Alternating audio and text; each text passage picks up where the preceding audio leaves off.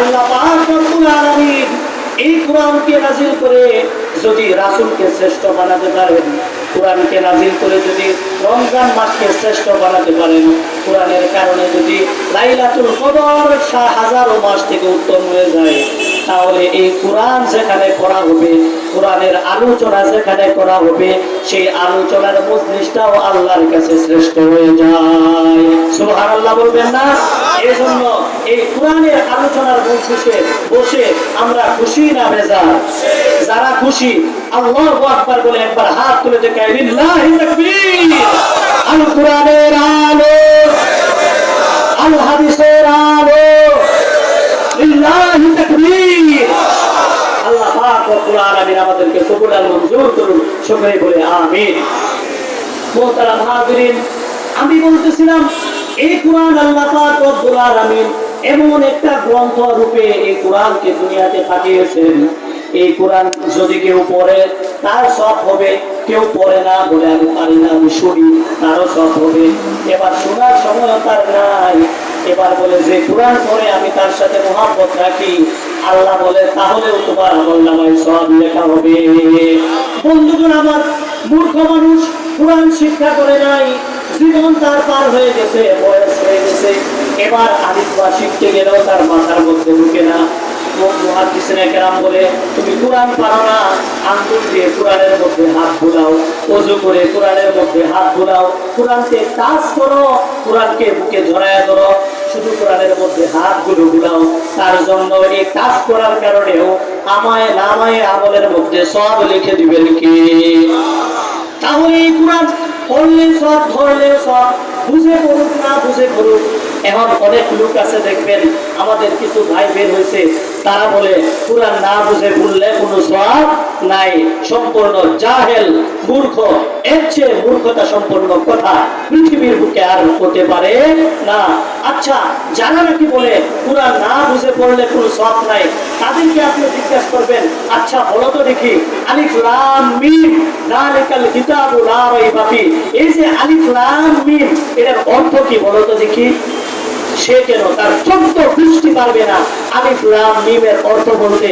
তাহলে অথচ আল্লাহ রাসূল সাল্লাল্লাহু আলাইহি সাল্লাম হাদিসের মধ্যে বলতেছেন, মান করা হারফাম মিন কিতাবিল্লাহ, যে ব্যক্তি কোরআনে কারীমের একটা হরফ পড়বে, ফালাহু হাসানাত, তার জন্য একটা নেকি লেখা হবে, ওয়াল হাসানাতু বিআশরি আমসালিহা, এই একটা নেকিকে 10 গুণ বাড়ানো হবে।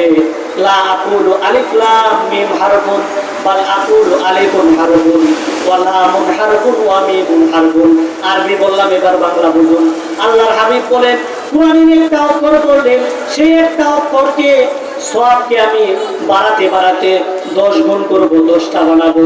এরপরে আল্লাহর হাবিব বলে, আমি এইটা বলি না আলিফ লাম মিম একটা অক্ষর, বরং আমি বলি আলিফ একটা অক্ষর, লাম একটা অক্ষর, মিম একটা অক্ষর। তাহলে আলিফ লাম মিম এটা যে কোরআনের অক্ষর, এটা যে কোরআনেরই অংশ, এটা কে বলেছেন? রাসূল সাল্লাল্লাহু আলাইহি সাল্লাম বলেছেন। তাহলে আলিফ পড়লে যদি একটা নেকির বদলে যদি 10টা হয়, তাহলে লাম পড়লেও হবে 10টা, তাহলে মিম পড়লেও হবে 10টা, তাহলে আলিফ লাম মিম পড়লে 3টা অক্ষরের নেকি হবে কয়টা? 3 10 30। তাহলে বুঝেন এই কোরআনে কারীমের মধ্যে আয়াত আছে এক মতে 6666টা, আরো বিভিন্ন মত আছে। প্রসিদ্ধ একটা মত হচ্ছে 6666। তাহলে 6666 যদি আয়াত হয়, তাহলে একটা আয়াতের মধ্যে কয়টা শব্দ আছে? কথার কথা আলহামদুলিল্লাহি রাব্বিল আলামিন, এখানে আলহামদু একটা শব্দ, লিল্লাহি একটা শব্দ, রাব্বিল একটা শব্দ, আলামিন একটা শব্দ, 4টা শব্দ।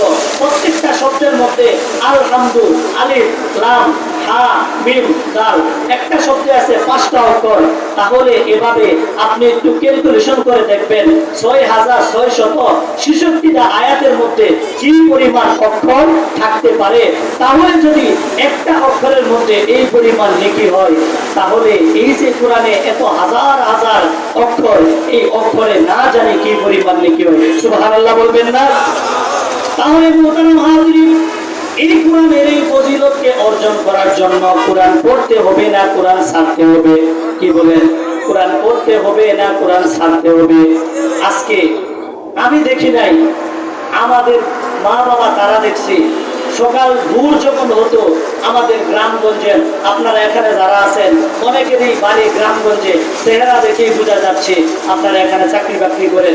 আচ্ছা, গ্রামের আগে আপনারা হয়তো দেখছেন, আমার চেয়ে বয়স যারা আছে দেখতেন সকালবেলা গ্রামের বিভিন্ন ঘর থেকে কোরআনের আওয়াজ আসতো কি আসতো না? আর আজকে আপনি যাবেন, কোরআনের আওয়াজ তো দূরের কথা, সারা রাত 12টা পর্যন্ত চলবে টিভি, চলে কি চলে না? স্টার চলছে, এই সেই চলতে চলতে রাত গভীর হয়ে যায়। এবার রাত গভীর হইলে ঘুমাইছে তো ঘুমাইছে আল্লাহর নাম নিয়া, কখন ফজর হইল কখন সকাল হইল এর কোনো খবর নাই। বলে আজকে আমাদের ঘরগুলো থেকে কোরআন উঠে গেছে। আল্লাহ রাসূল সাল্লাল্লাহু আলাইহি সাল্লাম বলে, লা তাজআলু বুয়ুতাকুম মাকাবিরা, আরে আমার উম্মতরা, তোমরা তোমাদের গৃহগুলোকে কবর বানায়ো না, তোমরা তোমাদের গৃহগুলোকে